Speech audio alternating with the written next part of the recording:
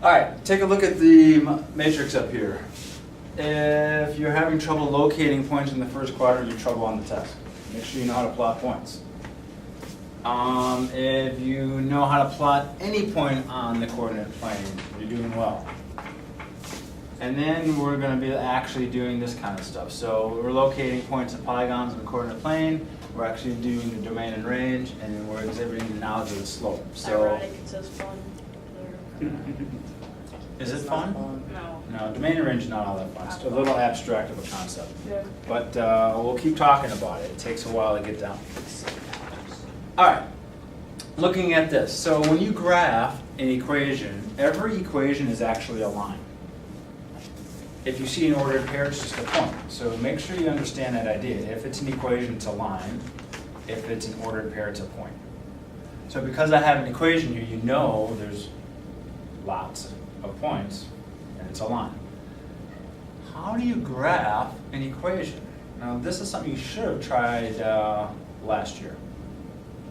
I don't remember. Don't remember graphing lines? I do. Oh, I remember crap. That's what we're doing. How did you remember anything about it? What comes to mind? Lines. Okay, and how did you make that line? By drawing it with a pencil. Lovely. Nice. Any more detail? No. Ooh. Then we don't know how to graph a line yet. It's got to be a line that satisfies that equation. I think we need a refresher. Okay. Well, how many points are on a line? 2. Technically. No. A lot. How many is a lot? Infinite. Infinite points on a line. Okay? You only need 2 to graph it. I was thinking line segment. Yes. A line segment, you only need 2. But even in a line segment, there are infinite points in a line segment. Sure. Because there's so many ones that are in between, and in between that, and in between that, and goes on forever. With me? Oh, yeah. All right, so we need points to follow. How do I find a point? If I have an equation, can I figure out a point that will satisfy the equation? Yeah. How would you do that? 1, You plug in a number, right? Let's try one. 1. If I plug in a 1, I'm plugging a 1 into here, right? So what I'm actually going to do is I'm going to actually put in 2 times the 1 that I chose minus the 7. And then I evaluate that. And what is 2 times 1 minus 7? -5. It is negative 5. So this is how it worked. Oops, I did it. Let's do that. All right, so I have an ordered pair. What's the ordered pair? 1. 1, negative 5. Where do you graph 1, negative 5? Now we're back all the way to... Man, it doesn't have the numbers on. go over 1 and down 5. So when you say go over to the right over or to the Yeah. left over? Right. Over to the right one and then down negative 5? 1, 1, 2, 3, 4, 5. Right there? Okay. Well, I need a bunch of them because the line has to go all the way across the plane. So let's do another one. Ooh. 2. 2. All right, let's do 2. 2 times 2 minus 7. -3. It is a negative 3. So it's 4 minus 7, and 4 minus 7 is negative 3. So we have 2 negative 3s. So 2, then negative 3. Let's choose another one. 3. 3.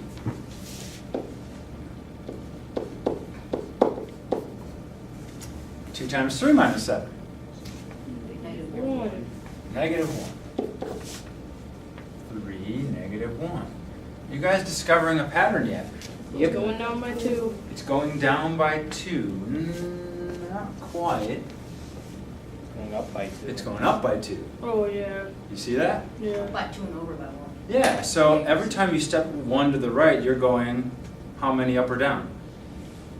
2 up. You're 1. going 2 up, right? So do we need to keep plugging in points? No. No, can we figure this out? That's Yeah. what I want you guys to be able to do. You start off with about 3 or 4 of them, and then keep the pattern. The pattern is every time you step 1 to the right, you go up 2. So up 1 and then right 2. Up 1, up 2.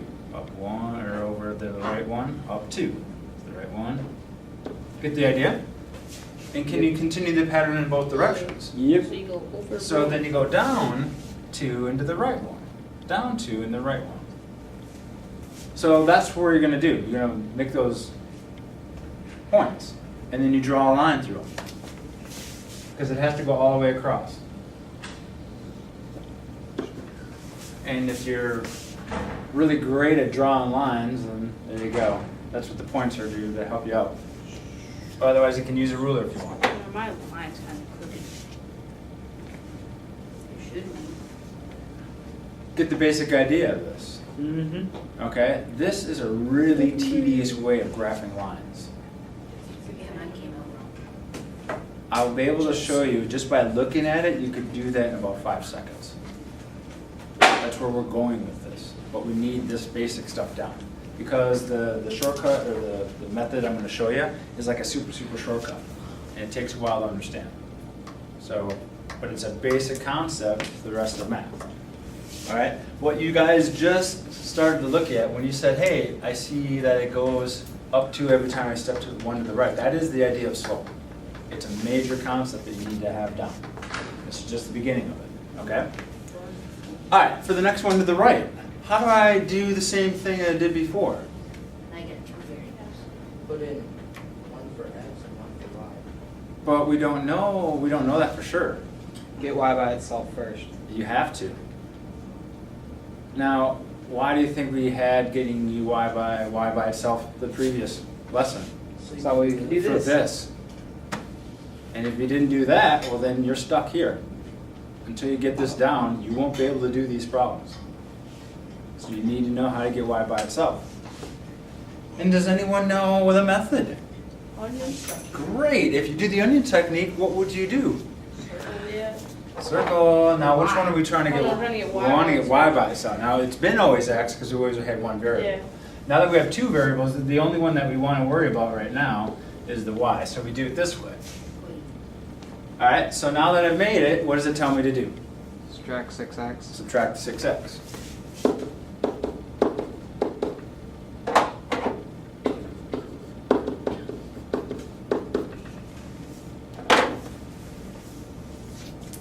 And then? Anyone else? Divide How many by now? 3. Divide by 3. And this is what it would look like. As you divide by 3, you go all the way across. That whole, the whole side gets divided by 3. Plus 4 equals Well, it's not 1/3. Nope. So remember, this idea of this pretzel technique, take a look at that. It's 18 divided by 3. 6. That's 6.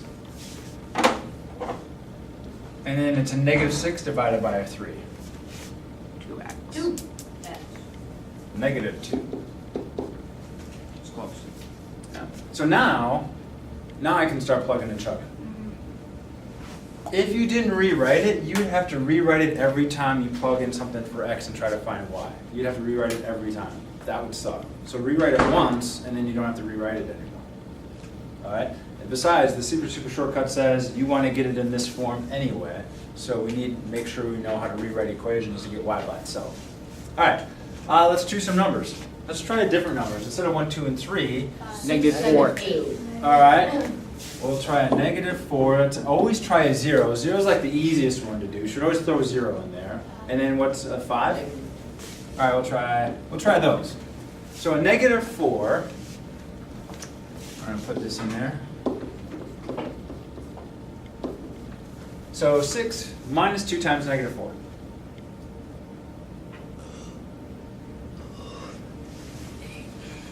Six plus 8. It is a 6 plus 8. Those 2 negatives cancel because they're multiplying. 14. And then it's a 14. Now sometimes this is going to happen. So I got to graph -4, 14. How long is my graph? How high and low does it go? It only goes to 10, so you're going to have to estimate if you do this. So sometimes this will happen. So you're at -4, 1, 2, 3, 4, and then this is 10, and then you kind of 1, 2, 3, you kind of estimate it's about up there. Sometimes that'll happen. Don't worry, I'm not going to mark you wrong if you don't get exactly 14 up. How How many do we go over then? Yeah. Well, in this case So now, -4, right? yeah, we chose a -4, Yeah. so I gotta go 1, 2, 3, 4 over and then 14 up. If we plug in the 0, what's the answer?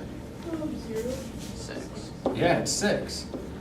Notice that when you multiply by a 0, that term goes away. That's why 0 is always a lovely one to try. That's probably the easiest one to ever do. Throw in a 0 in there. So 0, 6. 1, 2, 3, 4, 5, 6. Now remember, you guys had some trouble plotting a 0, 6 or 6, 0, so make sure you know if it's the x or y axis. Those get confused a lot. And if we throw in a 5,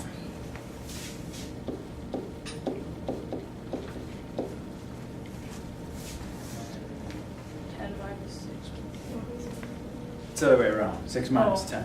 Yeah, it makes a difference, because it's a subtraction, it definitely makes a difference. And what's that? -4. -4. So then you have a 5, -4. 1, 2, 3, 4, 5. 1, 2, 3, 4 down. Now, can you figure out the pattern here? Yep. What is it? Nope. Harder, isn't it? So, Go in order. what would it be the best method when you're trying to choose points to figure out a pattern? -2, -1, 0. Yeah, you want to do consecutive ones, right? So that's I wanted you guys to see that. If you do consecutive ones, it makes it easier to figure out the pattern and continue the pattern. If you choose just random ones, it's a little harder, right? I don't even think those line up. So, well, then now you need a ruler. All right? Or you could do something like this. 1, 2, 3, 4, 5, 6, 7, 8, 9, 10, and then I went 1, 2, 3, 4, 5. So it looks like I went up 10 and over 5. Can I reduce 10 over 5? Yep. To what? 2 over 1, right? Now let's say I do 2 then 1, 2 then 1, 2 then 1, 2 then 1. Got it. That's also slope. How much it rises and how much it runs is slope. And if you make it into a fraction and reduce it, you got it. It makes it much easier. Otherwise, you just use a ruler. Okay? So then you connect your dots. We see it goes over 1 and then down 2. So it does this kind of thing.